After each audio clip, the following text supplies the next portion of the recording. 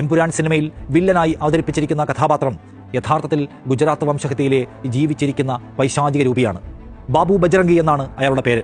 സ്ത്രീകളും കുട്ടികളുമടക്കം ഡസൻ കണക്കിന് പേരെ കൂട്ടക്കൊലയ്ക്ക് ഇരയാക്കിയ നരോദ പാട്ടിയ കൂട്ടക്കൊലക്കേസിലെ പ്രധാനി. അഹമ്മദാബാദിനടുത്തുള്ള നരോദയിൽ 5000-ഓളം വരുന്ന ഹിന്ദുത്വ കൂട്ടം 97 മുസ്ലിങ്ങളെ ദയാരഹിതമായി കൊന്നുതള്ളിയ കേസാണത്. ഗോദ്ര തീപിടുത്തത്തിന്റെ തൊട്ടടുത്ത ദിവസം വിശ്വ ഹിന്ദു പരിഷത്ത് പ്രഖ്യാപിച്ച ബന്ധു ദിനത്തിലാണ് കൂട്ടക്കൊല അരങ്ങേറുന്നത്. 10 മണിക്കൂറോളം നീണ്ടുനിന്ന നരമേധത്തിൽ കൂട്ടബലാത്സംഗം, തീവച്ച് കൊലപ്പെടുത്തൽ, മാനഭംഗങ്ങൾ, കടകളും വീടുകളും കൊള്ളയടിക്കൽ, അങ്ങനെ സർവ്വതരത്തിലുള്ള ക്രൂരതയും അരങ്ങേറി. ഇതിൽ ജീവപര്യന്തം ശിക്ഷിക്കപ്പെട്ടയാളാണ് ബാബു ബജ്രംഗി. മുസ്ലിം കുഞ്ഞുങ്ങളടക്കമുള്ളവരെ കൊന്നു തള്ളിയതിൽ തനിക്ക് ലവലേശം കുറ്റബോധമില്ലെന്നും അവസരം കിട്ടിയാൽ ഇനിയും കൊന്നൊടുക്കുമെന്നും പുള്ളി ക്യാമറയ്ക്ക് മുന്നിൽ പറഞ്ഞയാളാണ് ബജ്രംഗി.